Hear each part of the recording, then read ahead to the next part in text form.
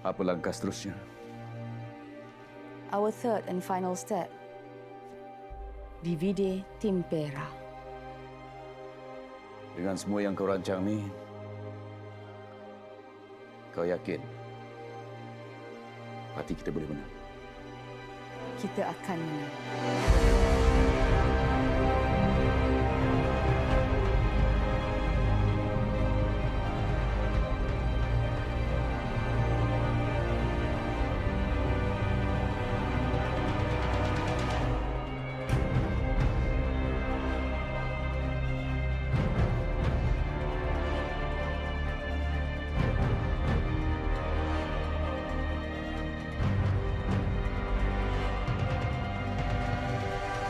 Pembangkang ni, diorang berani cakap belakang.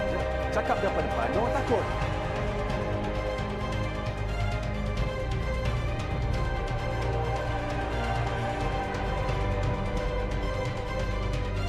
Politicians make hundreds of statements every day promising changes. Parti kita is a bunch of close-minded, racist and sexist.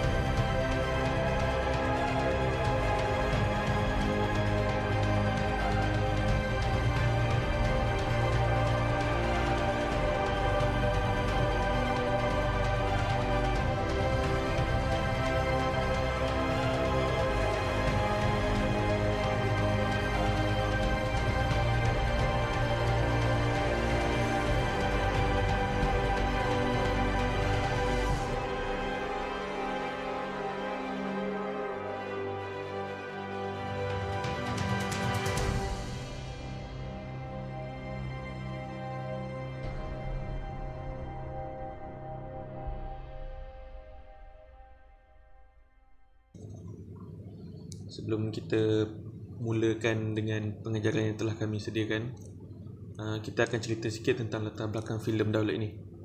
Filem Daulat ini diarahkan oleh Imran Sheikh di bawah syarikat penerbitan Lakona Picture. Dan filem ini telah pun dibuat pada tahun 2019 dan ditayang pada 6 April 2020 secara atas talian di aplikasi Flix. Dan filem ini merupakan filem politik thriller ataupun real politik yang pertama diterbit di Malaysia. Dan filem ini juga dibintangi oleh Vanida Imran, Rashidi Ishak, Tony Yusof, Christina Susan Stockstill, Jasmine Surayachin, Zul Zamir, Jalaluddin Hassan, Sanggita, Krishna Sami dan juga Ammar Ashraf. Cerita ini mengisahkan tentang perjuangan parti politik MUNA yang ingin mengambil kembali tahta mereka setelah mereka kalah di dalam pilihan raya yang terbaru. Hassan merupakan Presiden MUNA dan beliau telah melantik Suri sebagai timbalan Presiden. Sehubungan dengan itu, Suri telah menjadi penggerak bagi parti politik MUNA untuk mengambil kembali tahta mereka di dalam pilihan raya yang akan datang. Tindakan pertama Suri adalah dengan berjumpa Saiful, iaitu Presiden HM. Tujuan beliau adalah untuk memperlawan Saiful bergabung dengan MUNA bagi memenangi pilihan raya yang akan datang. Melissa merupakan ahli politik liberal. Oleh itu, Suri telah memperlawan Melissa untuk bergabung dengan MUNA. Hal ini bertujuan bagi menguatkan lagi parti politik MUNA. Akan tetapi, Hassan tidak bersetuju dengan idea yang telah diberikan oleh Suri. Kerana Hassan menginginkan seorang lelaki Melayu Islam dan bukannya wanita. Disebabkan oleh kejadian ini telah timbul perselisihan faham antara Suri dan juga Hassan. Idrus yang merupakan CEO Media Raya dan juga merupakan suami kepada Suri mempunyai hubungan sulit dengan pekerja Media Raya. Kejadian ini telah memberikan Hassan peluang untuk menjatuhkan Suri dari MUNA. Dia merupakan COO Media Raya. Ketika Media Raya diambang kejatuhan, Nadia telah meminjam duit dari seorang usahawan yang bernama Ramzi. Tujuan dia meminjam duit ini adalah untuk melabur di bawah Media Raya bagi menaikkan kembali saham Media Raya. Apabila rancangan mereka gagal, Nadia terpaksa menanggung hutang yang sangat banyak dan perlu membayarnya berseorangan. Tindakan yang dilakukan oleh Ramzi ini telah menimbulkan kemarahan di hati Hassan kerana Hassan merupakan bapa kepada Nadia. Oleh itu, Hassan telah mengambil tindakan dengan membunuh Ramzi. Suri yang melihat kejadian ini telah mengambil peluang untuk menjatuhkan Hassan daripada Munah. Langkah pertama kita untuk dapatkan balik tahta, kita kena kukuhkan tapak. We must make sure the conservative voting bloc, macam kawasan kampung, milik kita. How? HM. Hizbul Muslimin. No. Dia ni radikal sangat, Suri. Nanti orang makin tak suka kita. Orang memang dah tak suka kita, Hassan. Lebih-lebih lagi orang bandar. Seperti yang saya cakap, our first step is to secure our base. Langkah kedua, We must create a liberal party under Munah. macam mana nak pastikan parti kita okey dengan langkah ni? Lagi-lagi kau nak kita gabung dengan HM. Kau mesti akan marah bila kita kaitkan parti kita dengan liberal values. Kita kena execute plan ni diam-diam. Let your plan be dark as night. But when you move, fall like a thunder. You know your Sun Tzu. That's why I'm the first woman deputy of Munah. Cocky. Apa langkah seterusnya? Our third and final step. Divide Timpera. Siapa yang kau nak divide and conquer ni? Pengajaran pertama yang kami dapat setelah menonton filem Daulat ini adalah jangan cepat mengalah. Kita perlu mempunyai semangat yang kuat dalam melakukan apa saja perkara dan juga tidak mudah mengalah walaupun gagal untuk mencapainya. Sebagai contoh, Suri iaitu timbalan Presiden Parti Pembangkang Munah, beliau sanggup melakukan apa saja demi mencapai matlamat Parti UNAT, iaitu dengan menangi PIU yang seterusnya. Kalau kita tengok pada keseluruhan filem ini, kita boleh nampak yang Suri banyak memberikan idea yang diterima dan juga tidak diterima oleh Hassan dan juga kesemua ahli yang berada dalam bilik mesyuarat. Tapi beliau tetap memegang idea dan merealisasikan idea-idea dia walaupun idea-idea dia tersebut dibangkang dengan sangat keras. Ini menunjukkan bahawa kita perlu terus mengejar apa yang kita impikan walaupun kita tidak tahu sama ada kita akan dapat mencapai impian tersebut ataupun tidak. Have a seat. We have a big announcement. And what's that has to do with him? We've just got ourselves a new shareholder. Him? Are you kidding me? He wanted to buy us out from our own company. You, not us. What do you mean? Jason is going to buy 90% of our total shares. And he's generous enough to give me 60% of total shareholdings. We're planning to bring in one more major investor. You'll end up with just 0.2%.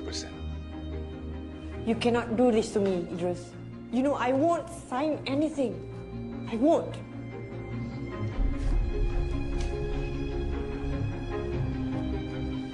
Yes, you will. You dah lupa ke? Dalam our shareholders agreement ada drag along rights. I dengan remaining shareholders, we can force you into this sale. That's the term and you have agreed to it. Pengajaran-pengajaran yang kita boleh ambil antaranya adalah jangan mudah percaya dengan orang lain kerana kita tidak mudah percaya dengan seseorang dengan benda yang baru dan kita kenal kerana kita tidak tahu apa niat sebenar dia untuk berkawan dengan kita. So, cerita pengajaran ini mengenalkan bahawa Idrus mengkhianati rakan sekerjanya Nadia bagi kepentingan diri sendiri dengan kerjasama dan daripada pihak lawan iaitu media raya. So Miss Nadia, we were speaking on the phone last night and you said that I should be interested in your business. Why should I be interested in your business? Well, online streaming is everything now.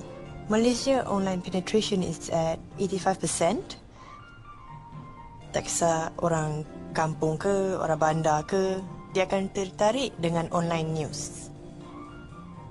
But I thought MCC already done it. Plus, what makes you guys think that you guys can overtake MCC? As they already have people in bed with the current government. Yes, but we have something better. Our CEO Idrus is literally in bed with the opposition's deputy president. You know, opposition is always better with Oppo research. That can be turned to news. Interesting.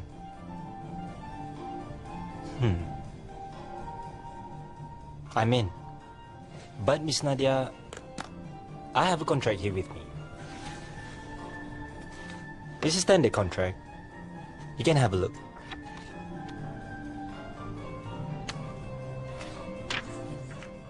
Is everything okay? There's one actually. You nak bagi I 4 million investment with 25% profit sharing. Which is standard, I guess. But convertible to loan? You tak percaya I ke? It's not that I tak percaya dekat you, Miss Nadia. Let me be honest with you. I run a business, not a charity. And in business, we are told to pay a very close attention to the worst case scenario, in which in this case, I need my money to be convertible to personal loan. For my own security, I hope you can understand that. Miss Nadia, this is a one-time offer. Here's a check worth of 4 million ringgit. You can either take it or you can leave it. Or you can sign the contract, as I'm going to Singapore tomorrow.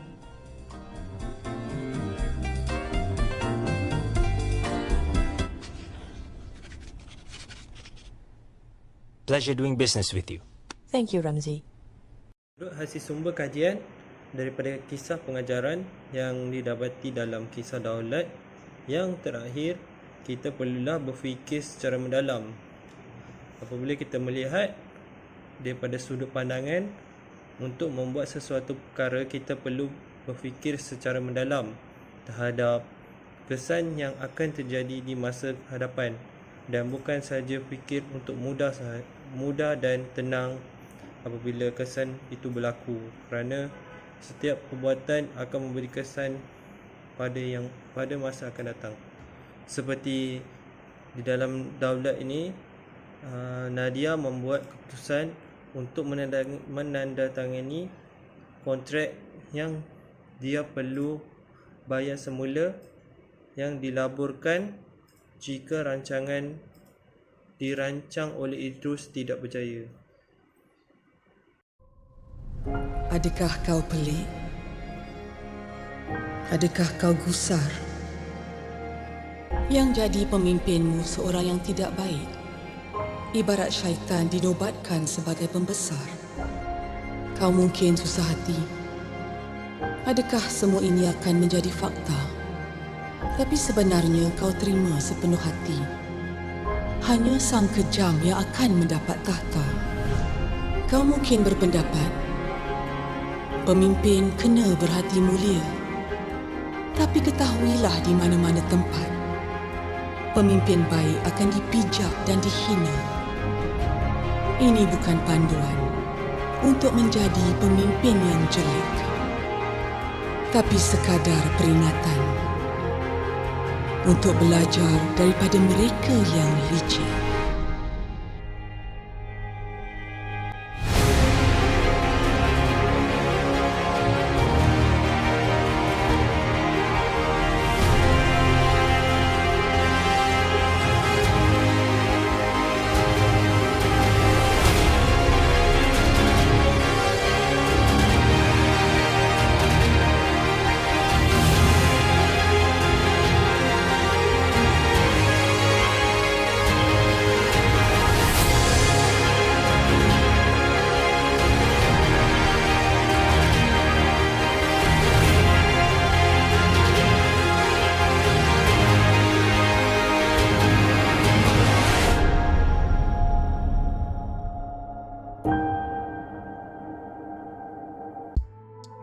Itu sahaja. Terima kasih.